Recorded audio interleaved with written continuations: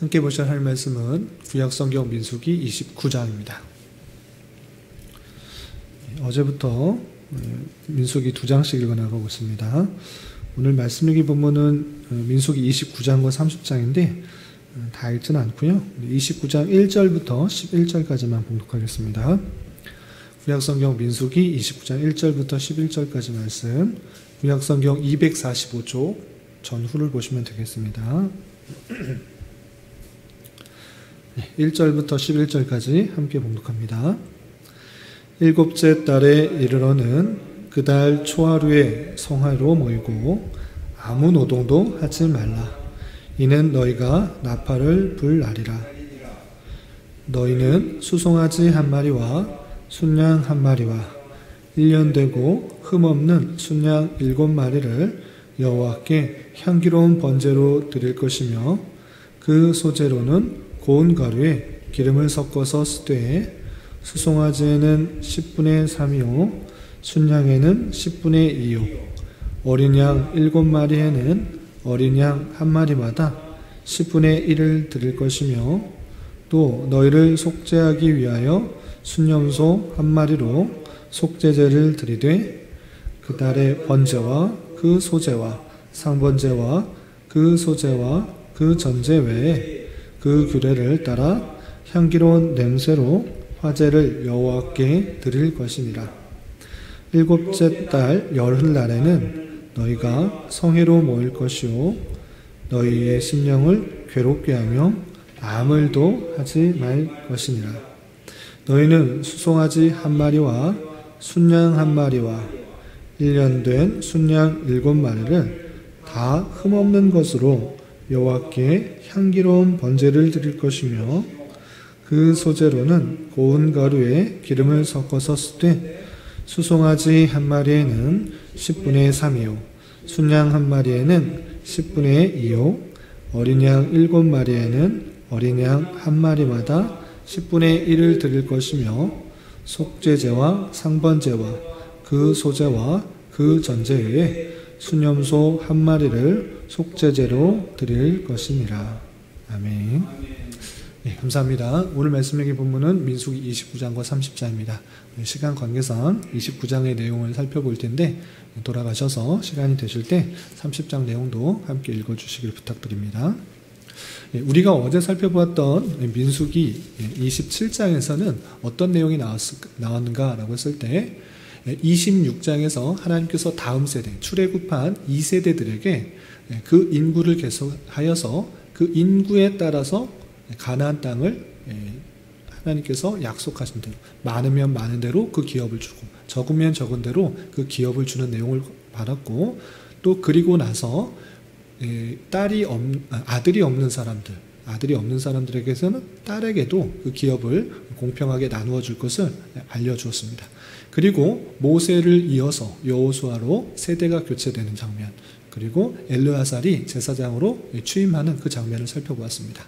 이렇게 세대 교체가 끝난 이후에 하나님께서 다시 어떤 말씀을 하셨는가, 그 내용을 28장을 살펴보면 29장과 이어지는데, 28장과 29장 세대가 교체가 되고 또 지도자도 교체가 된, 이 세대가 교체가 된 이후에 하나님께서 어떤 말씀을 가장 먼저 하셨는가, 그 내용을 살펴보면 제사를 드리는 방법을 다시 한번 알려주는 것을 볼 수 있습니다.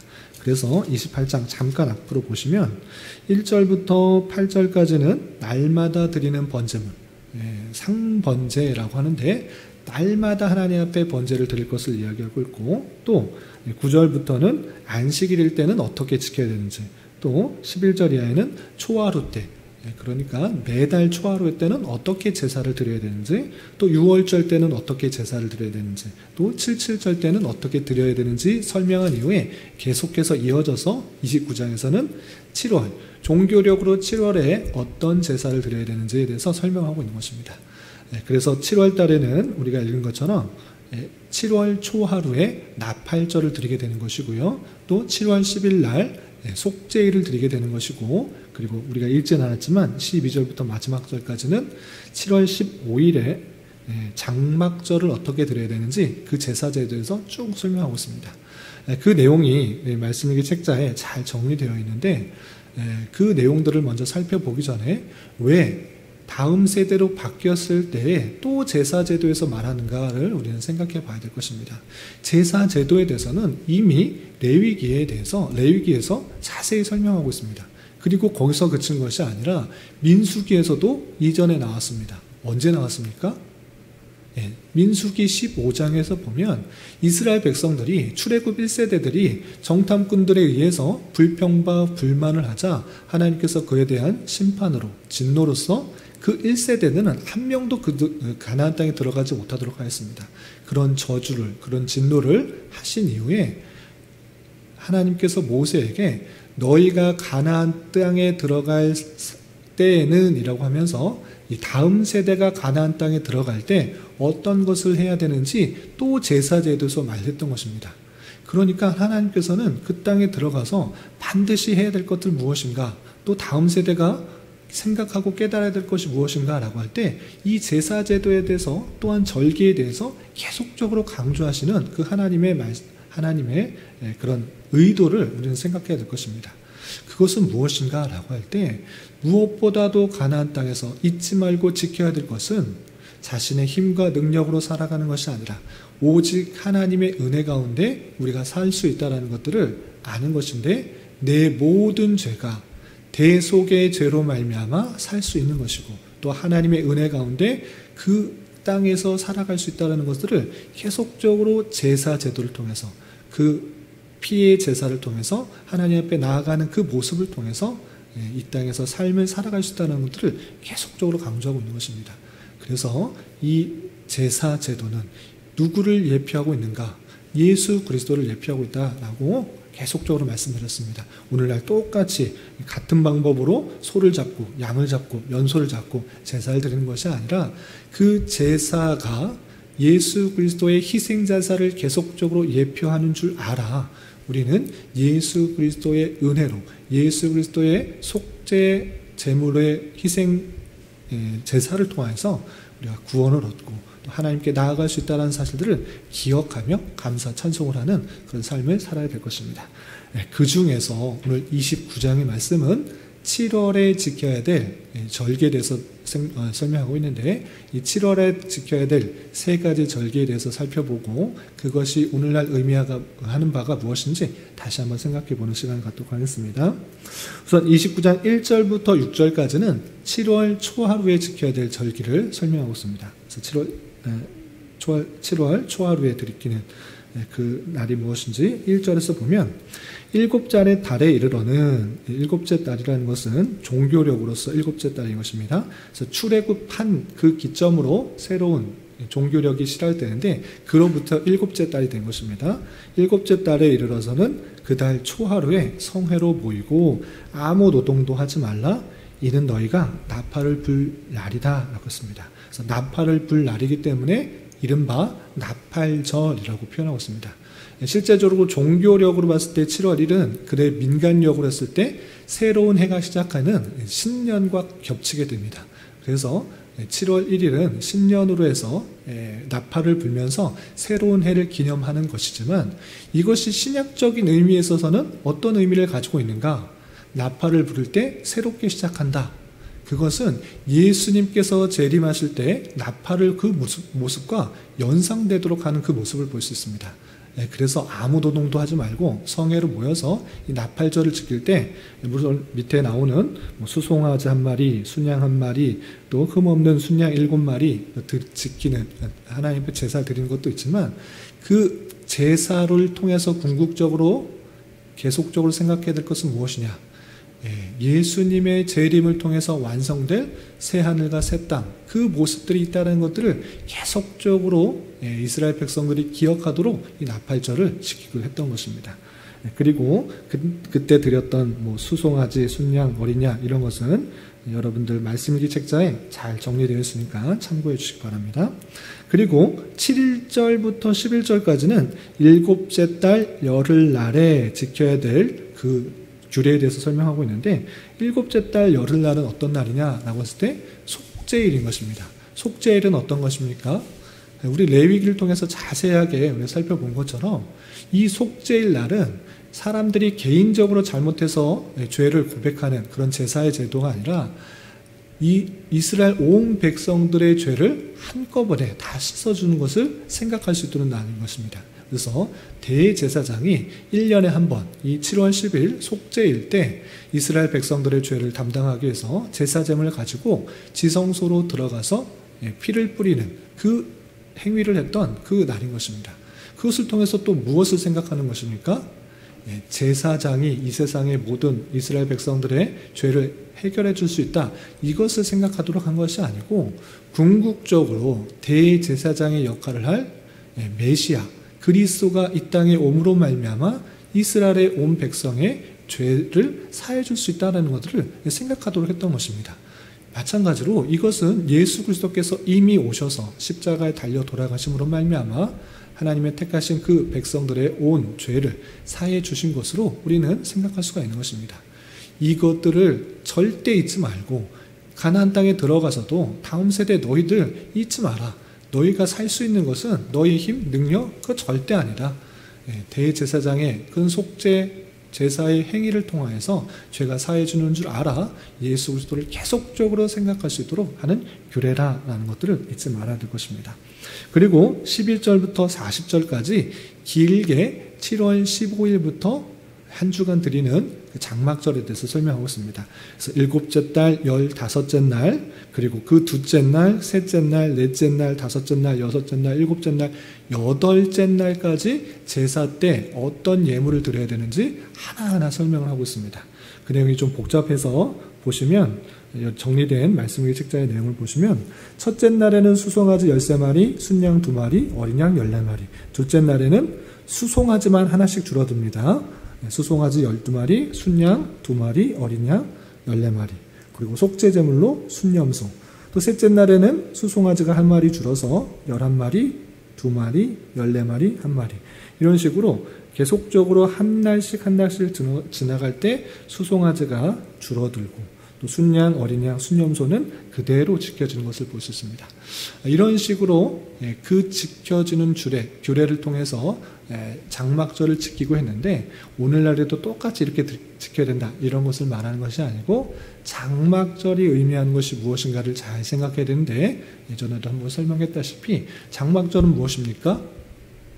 추수를 다 하고 나서 하나님께서 주신 것을 감사하는 그런 절기인데 감사를 그 자리에서 곡식을 쌓아놓고 풍성한 열매들, 과실들을 말아놓고 감사하는 것이 아니라 이 감사 절기에 초막을 만들어 놓고 광야로 나가서 초막을 만들어 놓고 또는 장막을 만들어 놓고 거기서 일주일 동안 지내면서 지키는 절기입니다.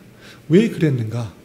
그것은 다름 아니라 우리가 광야에서 이 땅 삶을 살았다는 것을 계속적으로 기억한 그런 절기다라고 할 것입니다. 그래서 광야의 고난을 생각하면서 하나님께서 구원하여 주셨고 하나님께서 풍성한 열매를 주셨지만 이 땅에서의 삶이 전혀 아니고 또 하나님께서 주어주신 그 이 땅에서의 삶은 나그네와 같은 광야가 같은 삶을 계속적으로 살아야 된다는 것들을 생각하기 위해서 장막절, 초막절을 지키도록 했던 것입니다.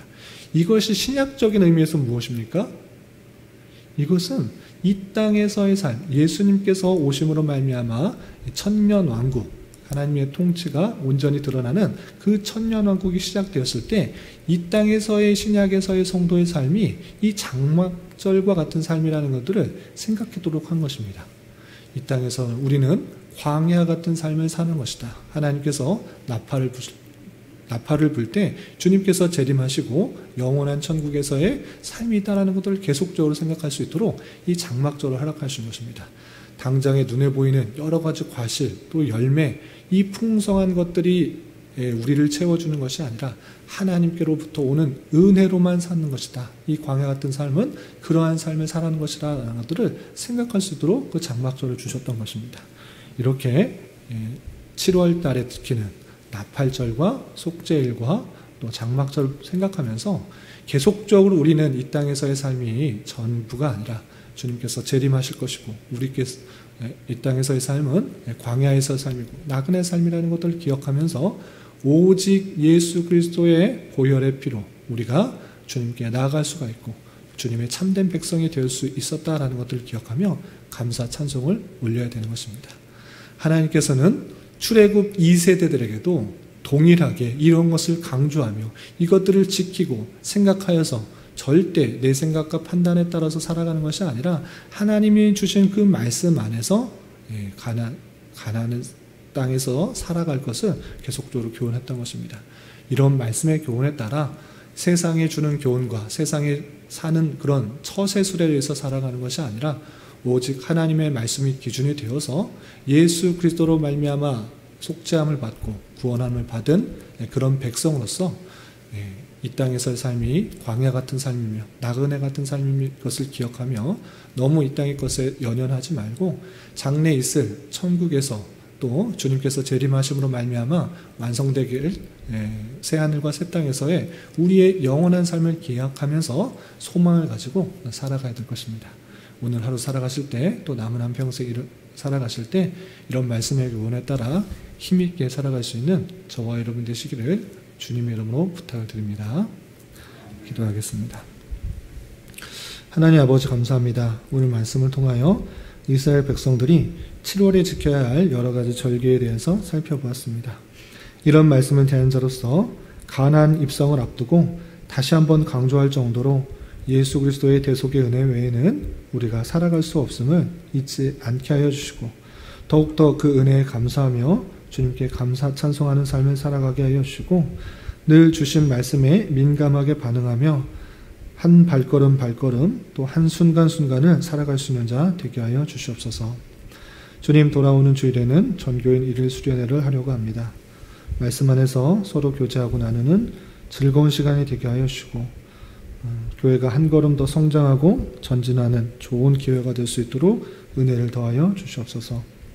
주님 새롭게 아이를 출산한 가정과 또 산모의 건강을 지켜주시고 육체의 질병과 연약함으로 병원의 치료를 받는 중에 있는 성도와 함께 하여 주시사 잘 견디고 회복되게 하여 주시며 직장과 사업장의 문제로 가족의 전도와 학업을 위해 간절히 부르시며 나아가는 여러 지체들이 있사오니 주님께서 그들의 기도 들으시고 응답하여 주시사 우리의 기대와 소망보다 훨씬 더 풍성한 것으로 채워주시는 하나님을 깊이 경험할 수 있는 기회되게 인도하여 주시옵소서.